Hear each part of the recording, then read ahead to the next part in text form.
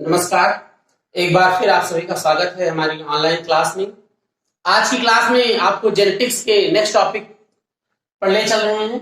आज का टॉपिक आपका है मेंडल के जो तीनों लॉ हैं उनके बारे में डिस्कस करेंगे। पिछली क्लास में मैंने मोनोहाइब्रिड क्लास और डाई हाइब्रिड क्लास के बारे में डिस्कस किया था। मोनोहाइब्रिड क्लास पर दो नियम आधारित हैं, पहला और दूसरा, लॉ ऑफ डोमिनेंट और लॉ ऑफ सेग्रीगेशन। इसके बाद में जो डाई हाइब्रिड क्लास है उस पर आधारित है law of independent assortment. Dihybrid class example है इंडिपेंडेंट असॉर्टमेंट का, और जो मोनो हाइब्रिड क्लास है वो बेस्ट एग्जांपल है लॉ ऑफ डोमिनेंट और लॉ ऑफ सेग्रीगेशन का। तो मेंडल ने जो तीन नियम दिए थे एक बार फिर से उनको लिख लीजिए। उनका पहला नियम था लॉ ऑफ डोमिनेंट। इसका एक्सप्लेनेशन कैसे करेंगे देख लीजिएगा, कभी कभी ये परिभाषा में इसकी डेफिनेशन भी पूछी जाती है। तो लॉ ऑफ डोमिनेंस क्या है कि जब कोई प्रभावी यानी कैपिटल टी, मैंने बताया था टाल प्लांट को कैपिटल टी से, डॉट प्लांट को स्मॉल टी से। अब जब मैं कैपिटल टी लिखूंगा तब आपको क्या समझना है, देख लीजिए कि कैपिटल टी है तो टाल, स्मॉल टी है तो ड्वार्फ। ठीक है, यानी क्या कहेंगे आप, ये पेरेंट की बात कर रहे हैं। तो अगर कैपिटल टी है ना, तो कैपिटल टी यदि कैपिटल टी के साथ अगर स्मॉल टी है तो कैपिटल टी के लक्षण प्रकट होंगे, स्मॉल टी के लक्षण प्रकट नहीं होंगे। जैसा कि मोनोहाइब्रिड क्लास में पहली पीढ़ी में सभी पौधे टाल स्टेम वाले थे, डॉर्फ स्टेम वाला कोई भी पौधा नहीं था। ये सीधे शब्दों में कि लॉ ऑफ डोमिनेंट क्या है, जब कोई प्रबल लक्षण किसी अप्रबल लक्षण के साथ रहता है तो प्रबल लक्षण दिखाई देता है, अप्रबल लक्षण दिखाई नहीं देता है। ठीक, दूसरा है law of segregation. Law of segregation क्या कहता है, ध्यान दीजिएगा।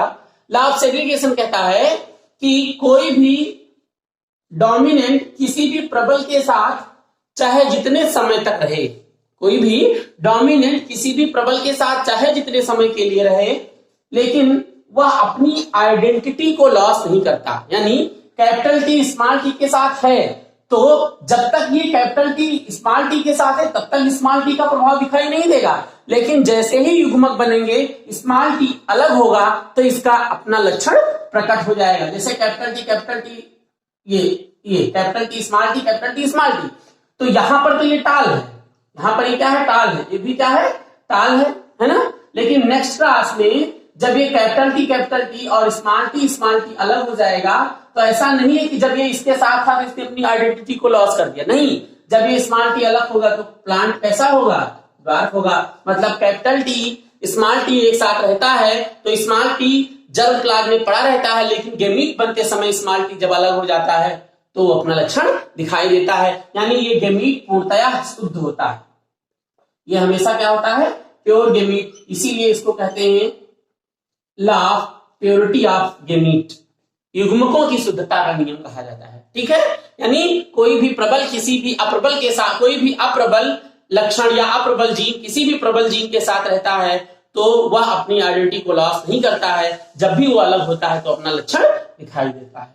अब लॉ ऑफ इंडिपेंडेंट असॉर्टमेंट क्या कहता है, इंडिपेंडेंट असॉर्टमेंट, बहुत ध्यान से समझिए, मैं बहुत सिंपल वर्ड में बता रहा हूं इसे, बहुत सिंपल वर्ड में। Law of independent assortment Hindi में स्वतंत्र अभ्युमन का नियम। मींस कोई भी कैपिटल यानी कोई भी डोमिनेंट किसी भी रेसेसिव के साथ, ध्यान देना, कोई भी डोमिनेंट किसी भी रेसेसिव के साथ, कोई भी रेसेसिव किसी भी डोमिनेंट के साथ, ऐसा नहीं है कि केवल डोमिनेंट और रेसेसिव क्रॉस करे, नहीं। कोई भी डोमिनेंट जीन किसी भी रेसेसिव के साथ, कोई भी रेसेसिव किसी भी डोमिनेंट जीन के साथ स्वतंत्र रूप से मिश्रण कर सकता है, क्रॉस कर सकता है। इसी को इंडिपेंडेंट असॉर्टमेंट कहते हैं। मतलब कोई भी जीन एक दूसरे के साथ संकरण करने के लिए पूर्णतया स्वतंत्र होता है। तो ये तीन नियम है, law of dominant, law of segregation और लॉ ऑफ इंडिपेंडेंट असॉर्टमेंट। ये तीनों लॉ देख लीजिएगा। अब अपने परीक्षण को जांचने के लिए, अपने एक्सपेरिमेंट को चेक करने के लिए मेंडल ने एक और क्लास करवाया है जिसे हम बैक क्लास और टेस्ट क्लास कहते हैं। कॉम्पिटिटिव एग्जाम के पॉइंट ऑफ व्यू से बहुत इंपॉर्टेंट है बैक क्लास और टेस्ट क्लास। ठीक है, ध्यान दीजिएगा।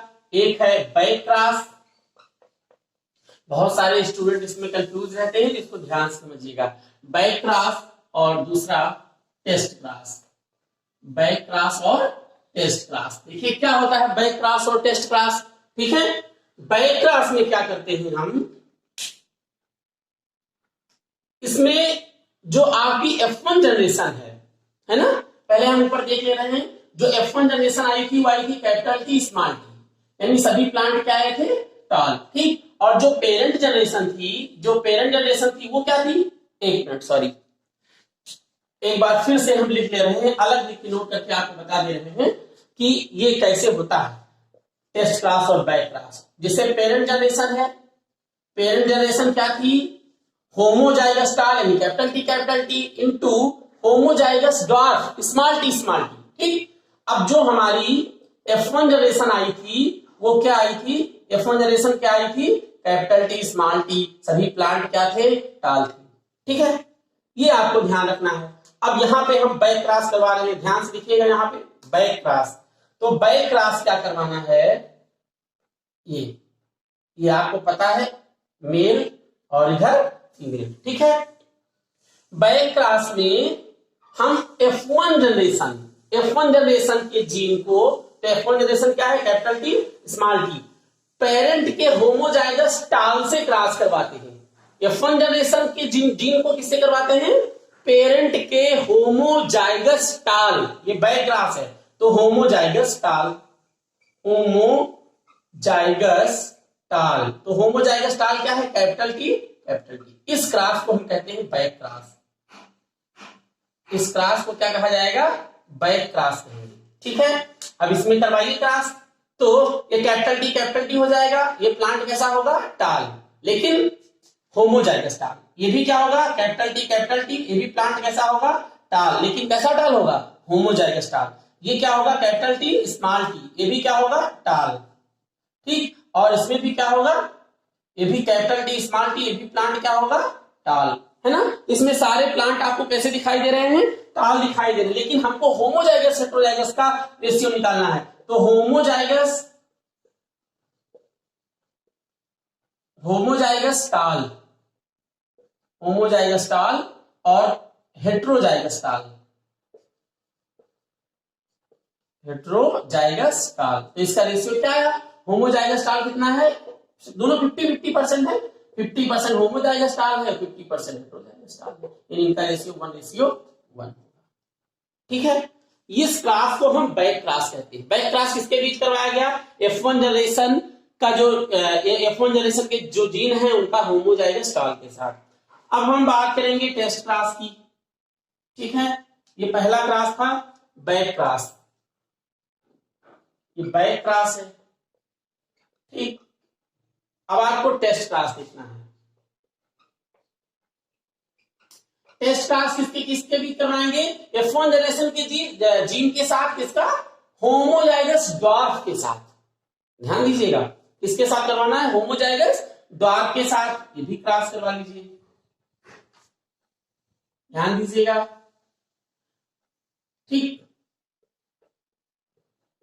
यहां पे कैपिटल टी स्मॉल टी, यहां पे स्मॉल टी, ये क्या है, होमोजाइगस डॉर्फ,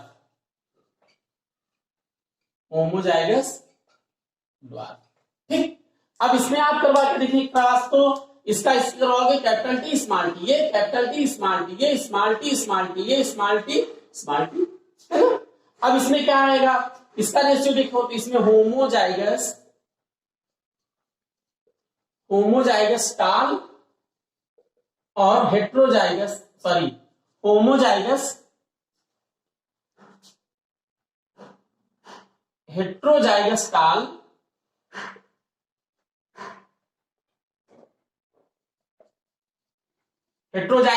और होमोजाइगस